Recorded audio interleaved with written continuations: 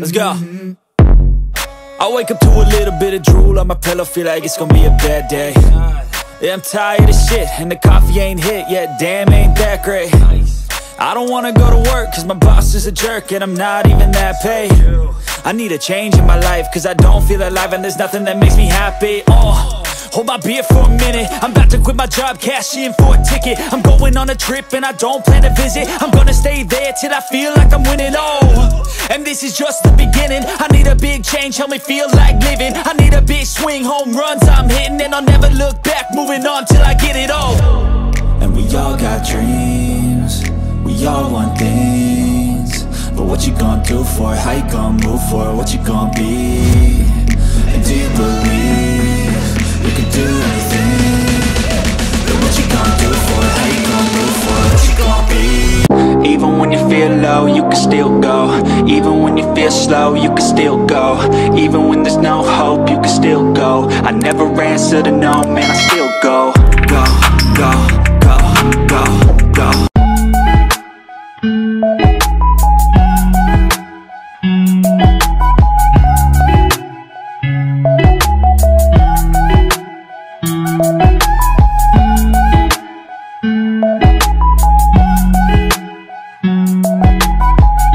What's up? Sa magandang araw ulit sa inyo mga kapiskada. So guys, pet shop owner ka ba? Or naghahanap ka ng supplier pagdating sa fish keeping, no? Sa lahat ng pets at mga accessories na pwede nyo ibenta sa inyong mga store sa pet shop. Guys, bagay na bagay sa yung video na to. So samahan nyo ako guys, dahil nandito tayo ngayon sa warehouse na kung saan napakaraming mga imported fish, rare fish, at ganoon din ng mga quality fish na makikita nyo dito.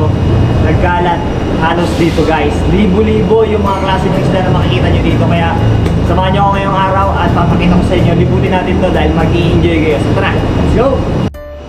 So guys, sa magandang araw ulit sa inyo. At yun, nandito nga tayo ulit sa sinasabi ko na warehouse ng mga isda. Ayan o, grabe, napaka-solid guys. So nabisita na natin tong warehouse na to, pero yun nga, update natin ngayong araw dahil marami silang panibagong stocks ng mga ornamental fish, monster fish at community fish. Halos nandito lahat, at may mga rare tayo nakita dito guys. So kita nyo naman yung rack nila dito, halos 5 layer ng puro 75 gallons at 100 gallons. Grabe, napaka solid. Ayan taas ng pinakatanks nila Sa mga nagpaplano at gustong pumunta rito, mag-PM lang kayo dito sa link na to, Aquaspeed Philippines, dito sa may screen. At applicable lang to guys sa lahat ng pet shop owner. So hindi dito tumatanggap ng mga retail, Available lang siya sa mga pet shop owner, at wholesaler. So dito muna tayo guys sa pasilyo na to. Unahin na muna natin tong mga stingray nila dito. Ayan napaka-solid guys. Grabe, ang ganda. So baka magtanong kayo regarding sa pricing dito. Yung details ng kada presyo, pwede nyo i-PM yan sa link na ilalagay natin sa screen. Dahil dito magsasawa kayo sa iba't ibang klase ng isda na makikita nyo rito. So kagaya nito, meron tayo dito nakita mga Santa Parrot. Ang lalaki guys, malaki pa sa palad ko. Grabe, napaka-solid. Kita nyo naman karamihan dito ng mga isda guys, halos mga imported fish. Then meron pa tayong nakita dito na flower horn, napakalaki. Ayan So itong hallway na to guys, more on sa mga goldfish. Meron dito mga kaliko, may black oranda, ayan. Then marami sila dito mga rancho, red rancho. Meron dito isa pang mga red white na rancho. And then meron sila dito mga bichir, nagkalat din, ayan Tapos meron sila dito mga platinum butterfly koi na short body. Yung mga isda na nandito halos kalimitan dito lang nyo makikita, and hindi nyo to makikita usually sa mga ordinary na pet shop. Kaya dinadayo talaga to ng mga pet shop owner dahil sa dami ng mga klase ng mga isda na pagpipilian nyo dito. Dito naman meron tayong nakita ng mga small version ng parrotfish. Ayan, ang dami rin dito guys. Ayan kaya na baalang mamili dito. Depende sa laki, sa quality, yung presyo nito guys. Meron din tayo dito nakita ng mga super red Oscar na short body. Ayan napakaganda guys. Dito naman sa area na to, nandito yung kanilang mga albino silver arowana na ranging to ng mga from 8 inches pataas. Sa baba, meron tayong makikita dito mga blue base crossback. Alright. At marami pang mga goldfish dito.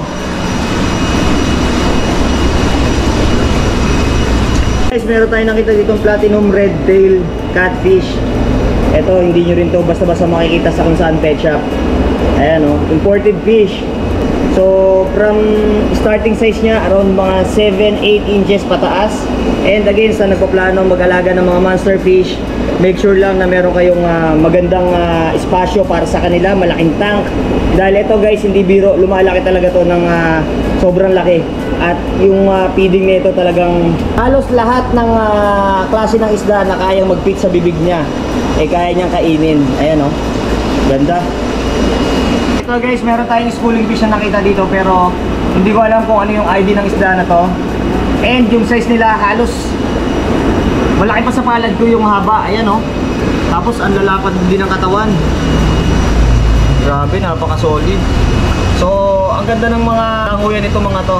Halos sama-sama din talaga. Ayan o. So, I think pwede mo isama to sa mga monster fish. Ganda. Dito naman sa side na to guys, meron tayo nakita ng mga Santa Parrot. Ayan o, gaganda o. Ang ganda ng kulay. Ito naman, mga size na ito, mga 5 inches pataas. Yung parang pinakalapad niya. Ayan, ang ganda. Yun pa sila o. Ayan, ito pa. Dami na ito guys, ayan o. Sinasabi ko sa inyo na dito sa warehouse na to, halos maraming mga imported at mga klase ng isda na dito lang makikita, kagaya ng mga plego na to. So usually ito, bihira natin makikita to sa mga local pet store, no? And di ilan-ilan lang din yung mga pet shop na nag-out nito. Usually sa mga nagko-collect talaga ng ganitong klase ng isda, doon nyo lang sila halos makikita. Ayan, no? Grabe, ang ganda ng plego na to guys. Ito pa yung iba oh. Ayan o, mukha lang kala mo deads talaga o. Dito puntahan natin dito guys. Ayan o, yung itsura nya no. Ayan o guys, tingnan nyo naman. Sa plastic pa lang malalaman nyo kung gaano nakarami yung isda dito na pinaparating kada transaction dito. At yung mga order guys, napakadami. Dito guys, no, magtataka kayo, yung mga isda kalimitan na nasa taas, ginagamitan na nila ng hagdanan. Kasi nga 5 layer to, ayan o. So hindi mo talaga maaabot basta-basta yung mga isda na nandun sa taas unless kung gagamit ka ng hagdanan. So check natin, kagaya nito. Kasi usually yung mga nasa taas, nandito halos yung mga magagandang klase ng isda.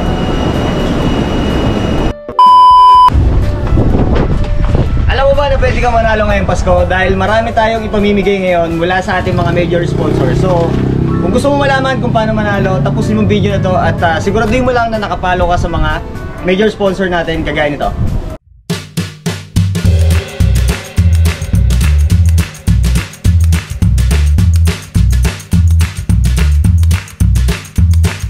At December 25, free raffle to guys, wala kayong babayaran dahil marami tayong ipamimigay ng mga exciting prizes para sa inyo. So panatili kayo nakatutok, let's go! At mabalik tayo dito sa mga nagpaplano at gustong bumisita rito sa fish warehouse na to. Open sila daily from 9 to 6 PM. Napakadaming mga isda kayo maaabutan dito araw-araw kapag bibisita kayo. At laging bago. At hindi lang yan guys, dahil dito sa fish warehouse na to, ang dami rin nila mga fishing accessories na pwede nyo ibenta pagdating sa pag-pet shop. Lahat yan, kompleto at nandito na. Eto nga sa isang pasilyo na to guys, pinasok ko to at dito ko nakita yung mga isda na pang community fish at napakadaming klase talaga. Habang sinushoot ko nga tong video na to guys, naubos na yung isang baterya ng GoPro natin dahil sa dami ng isda talaga na kinuha na natin. Hanggang dun sa taas, hanggang pababa. Lahat, grabe, napakadami dito guys. Talagang mag-enjoy kayo kapag pumunta kayo dito. Ito lang ata yung pet store na kung saan sila yung consistent na nagpapadala ng mga imported fish mula sa ibang bansa. At dito nyo lang halos makikita at hindi nyo makikita sa mga ibang local pet store. At ito pa guys, yung mga ibang isda na pwede nyo makita dito. So meron tayong nakitang tiana na yellow maru. Grabe, napakalaki ng size na yan guys. At dito, meron pa silang mga monster fish. Kung monster fish lang yung pag-uusapan guys, grabe, halos lahat, marami kayong pagpipilian dito. Talagang napakalalaki kagaya nito. Etong red tail catfish. So isang paalala lang guys, sa mga mag-aalaga ng monster fish, kailangan meron kayong maganda at malaking lagayan. Dahil hindi rin biro pag magkikip kayo niyan, talagang lumalaki talaga sila. At syempre, filtration na ipoprovide nyo at yung expenses, talagang kailangan nyo rin pong paghandaan. Alright? Bukod sa mga monster fish, marami rin sila dito mga isda na pwede nyong isama as tank mate. So ito yung malalaki nilang mga silver tin foil dito. At hindi lang yan guys, marami mga rare fish na nagkalat at dito ko lang din nakita, gaya ng mga nakikita nyo ngayon. Ayan. So yung mga ID niyan guys, halos hindi ko rin mabanggit sa inyo, pero kung kabisado nyo at alam nyo yung klase ng isda na to, paki-comment na lang dyan sa may comment section. Alright? At eto pa guys, meron pa tayo dito mga nakita ng mga monster fish. Grabe, napaka-solid talaga ng mga monster fish nila dito.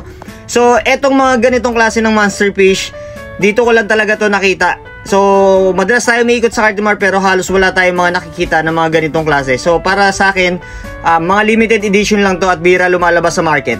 Nung nakaraan nga ay may nagtanong sa atin at nagpapahanap ng Gulfer Catfish sa Cartimar pero wala tayong nakita. Ngayon dito natin nasipat guys, meron tayong nakita dito na Gulfer Catfish at ito yung klase ng isda na kahit arwana kaya niyang isubo sa bibig niya kapag lumaki. Ito pa nga yung ibang klase ng isda nila dito guys na pwede nyo makita. So again, sa mga nakakaalam ng pangalan ng isda na to guys, paki-comment na lang sa comment section dahil hindi ko to maisa-isa sa sobrang dami ng klase na makikita nyo dito sa warehouse na to.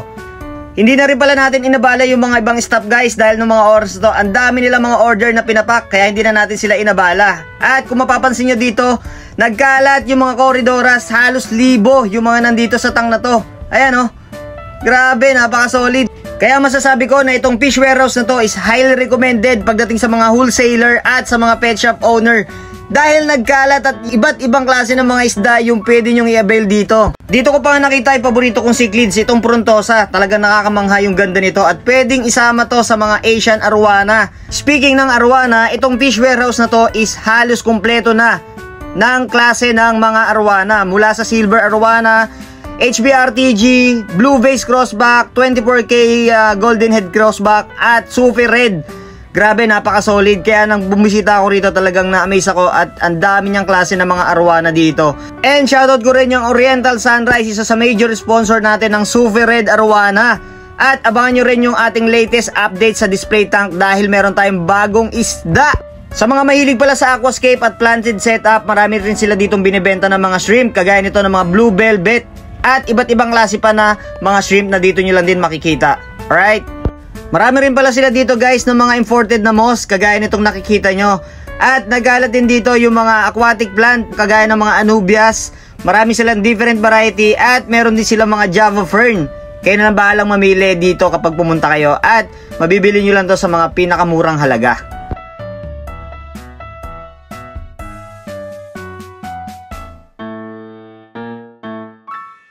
Again, reminder lang guys, applicable lang to sa mga pet shop owner at sa mga wholesaler. Kaya naman sa mga nagbabalak at gustong pumunta rito na retail lang ang bibilin, hindi po kayo mapagbibigyan guys. Dahil kailangan nyo na ipakita yung proof na meron kayong sariling pet store. Alright?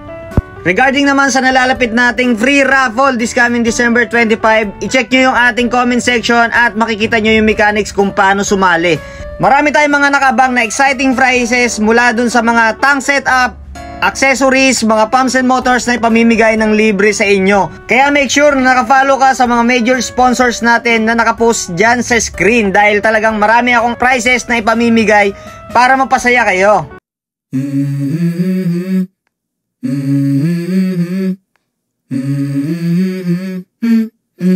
Let's go. I wake up to a little bit of drool on my pillow, feel like it's gonna be a bad day. Yeah, I'm tired of shit, and the coffee ain't hit yet, damn ain't that great. I don't wanna go to work, cause my boss is a jerk, and I'm not even that paid. I need a change in my life, cause I don't feel alive, and there's nothing that makes me happy. Hold my beer for a minute, I'm about to quit my job, cash in for a ticket. I'm going on a trip, and I don't plan to visit. I'm gonna stay there till I feel like I'm winning, and this is just the beginning. I need a big change, help me feel like living. I need a big swing, home runs I'm hitting, and I'll never look back, moving on till I get it all. And we all got dreams, we all want things, but what you gonna do for it? How you gonna move for it? What you gonna be? And do you believe you can do anything? But what you gonna do for it? How you gonna move for it? What you gonna be?